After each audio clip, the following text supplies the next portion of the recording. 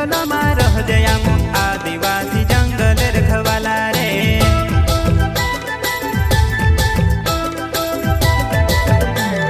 चल जंगल जमीन काज पूजे रे आदिवासी दुनिया ने रखवाला रे।